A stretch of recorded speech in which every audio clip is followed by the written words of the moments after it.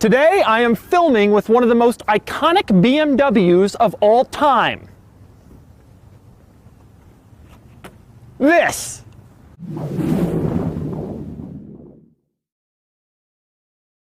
Yes, that's right. You know BMW from the M3 and the M5 and from luxury SUVs and high-performance sports cars, but throughout the 1950s and 1960s, they built this, the Isetta.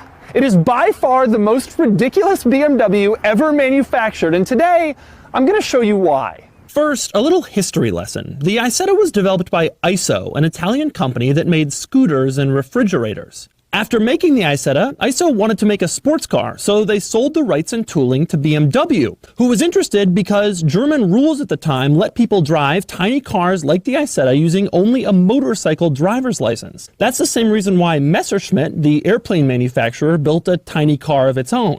These days, the laws have changed, society has moved on, BMW has evolved dramatically, and you can't help but look at the Isetta and think that it is truly one of the most absurd automobiles ever created. Now, I've summed up the Isetta's crazy quirks if you click the link below for my column on autotrader.com/oversteer, but today I'm also going to show them to you. So here are all the Isetta's weird quirks and features. I'll start with maybe the Isetta's most distinctive feature, its door. Yes, door singular. There's only one, and it's in the front. Open it up, and there's the seats. That's how you get in an Isetta. So what happens if you get in an accident in an Isetta and the door is broken and you can't get out? Well, what do you think the sunroof's for? Speaking of the door, another feature that I absolutely love when you open the door is the fact that the steering wheel comes forward to let you out. A lot of modern cars do that. You open the door and the steering wheel whirs so that you can easily get in. And the Isetta,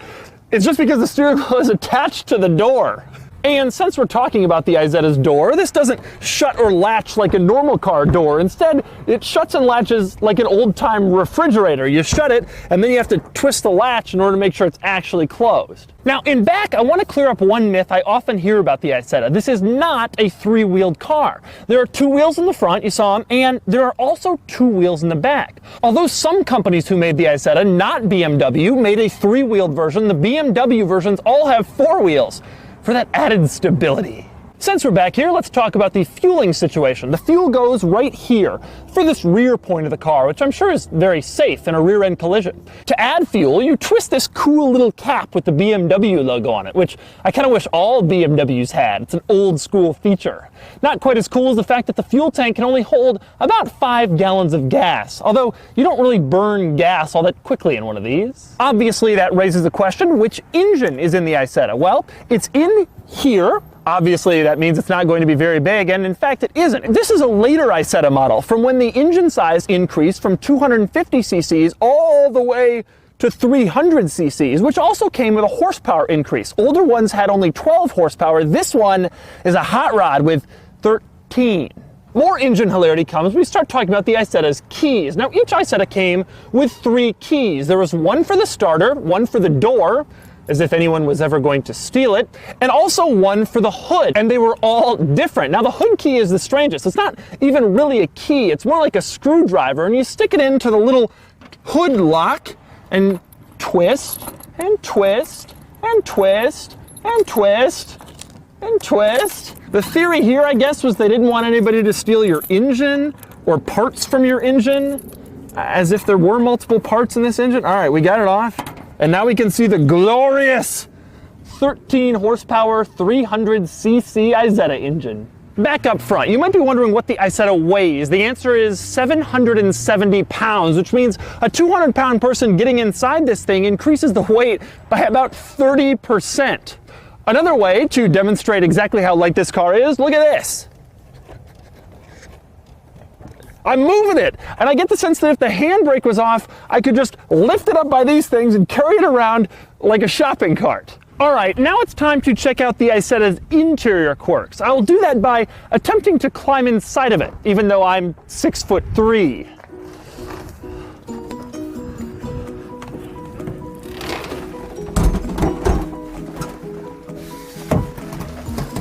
Nice and comfy.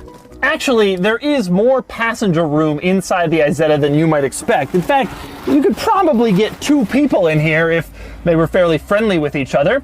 But you can't say the same about cargo room. That's because the Isetta has no trunk, and the only interior storage is in 2 places. There's a shelf in back where you can put stuff completely unrestrained, and also there's a little cargo pouch here on the door. That's it. Beyond the storage situation, climb into the Isetta and you'll immediately realize there's a lot of interesting stuff to see. Let me take you on a little tour. Here's what the view looks like from inside the Isetta. The first thing you do, you look down and you see the speedometer and a rather helpful diagram of the shifter. I say helpful because the shifter is on your left side and it just sort of sticks there. It's up to you to kind of figure out where everything is. On the steering column itself, you have controls for the headlights, and there's the ignition. There's also the control for the wiper. We'll get to that in a second. Down on the steering wheel, this lever doesn't really do anything that we can figure out. However, the lever over here controls the turn signals, which are just about the most pathetic turn signals you can imagine. Also, when you put on the turn signal switch, a little light comes on in here to let you know that the signal is on. Very helpful. Less common over here is the diagram that shows you how to work the choke. Some older cars have a choke and you have to put it on and then gradually put it off in order to drive it. The choke diagram is right next to the heater diagram. Yes, that's right, the heat. This car has one single heating vent and it's located under the seat and it pushes warm air out into the cabin. There's also a little tab on top of the heating vent. Pull it out, more heat. Push it back in, less heat. Pull it out, more heat. Back in, less heat.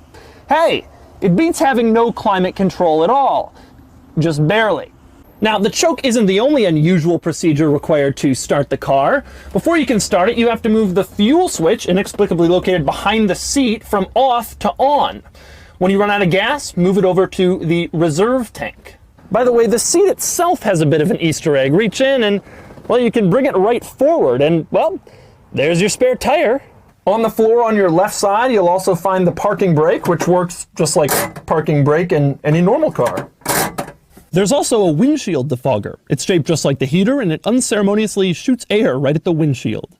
For some modicum of comfort inside the Isetta, you can open the windows, push this little button to release them, and then they slide. Less generous is the size of the rear view mirrors.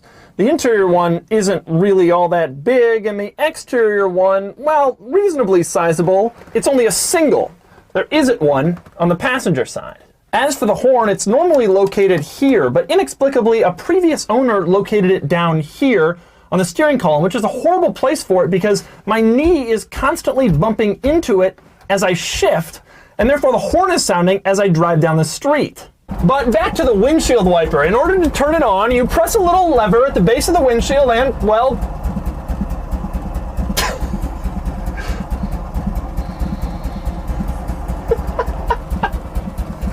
but the Isetta's absurdity can only really be touched on when it's sitting still. To experience it in full, you have to drive it, and so I'm going to do that right now. Despite the fact that at 89 inches in length, the Isetta is 2 feet shorter than a Smart 4.2. With only 13 horsepower, that means it has less power than every single John Deere riding mower currently in production. I'm serious, even the base models. And now I'm going to take it out and drive it around on the roads here in the Philadelphia suburbs, where this car was loaned to me by a viewer named David, who runs a dealer called Automobili Limited. Now, this car comes from David's personal collection.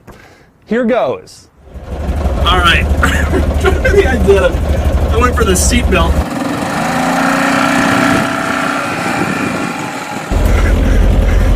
All right, I went first.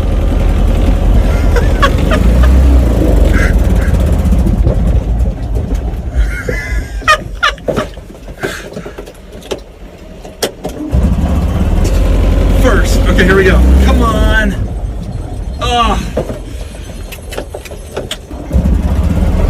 The Isetta was having some problems, but eventually, with a combination of the choke, the ignition, and sheer luck, I got it running. Oh my god, this thing is insane. You can feel every single thing that is occurring. It's so loud and so crashy.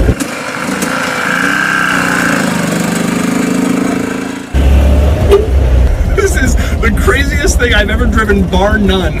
It's so loud in here, and the horn situation doesn't help. It's just constantly honking. The driving position actually isn't so bad, and the pedals are reachable, and I've got pretty big feet.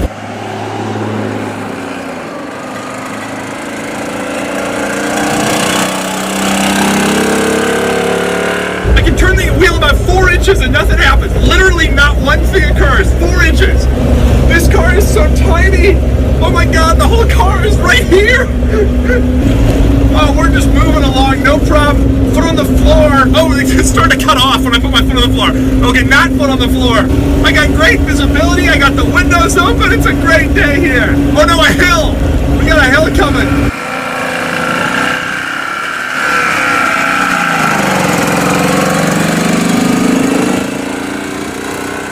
I can't believe how tiny it is in here. There could be another passenger though. I really think I could get someone else in here if they were crazy enough to come for a ride. This is the stupidest thing I've ever driven. I have driven a lot of cars now. The brakes leave a lot to be desired. A lot. My knee keeps hitting the horn because the horn is mounted on the steering column. There's a guy behind me with his hazard lights on. He knows I'm a hazard. He is right. I am a hazard.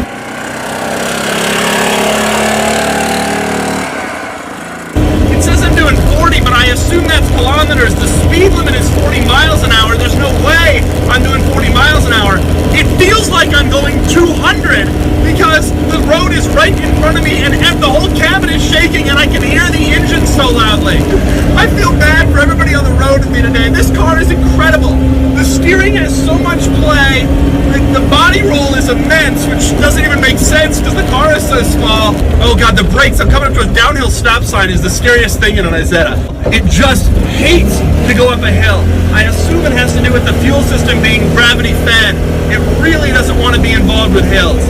Really, really, really doesn't want to be involved with hills. All right. I would find out momentarily exactly how much the Isetta hated hills. This hill might spell the death of this car. It's just too big. It's just too big.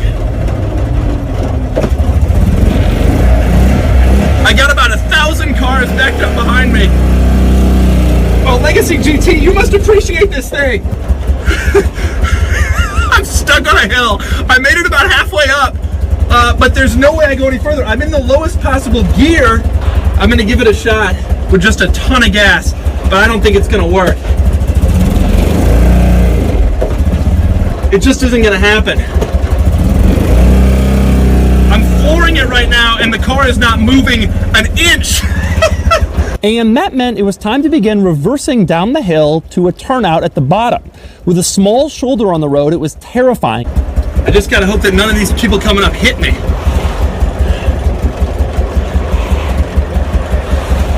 But eventually, I got it down the hill, and the Isetta was parked in a rather fitting spot. Next, the Isetta was strapped to a tow vehicle, and then I became the only person in world history ever to ride on an Isetta as it was being pulled behind a Range Rover Classic.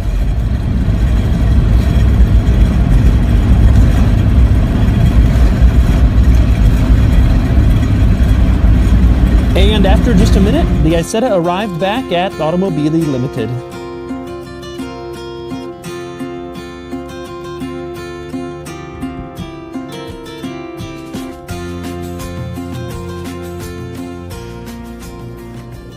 So I survived driving the Isetta, barely, but did you see me in this thing? It's crazy, it's ridiculous. Modern BMWs might have more performance and more gadgets and more power and better equipment, but this thing is by far the most unique car BMW has ever made. I drive a lot of cars in a lot of places, good and bad, and I rarely have the chance to drive something this crazy, but I'm thrilled I was able to experience the absurdity of the Isetta.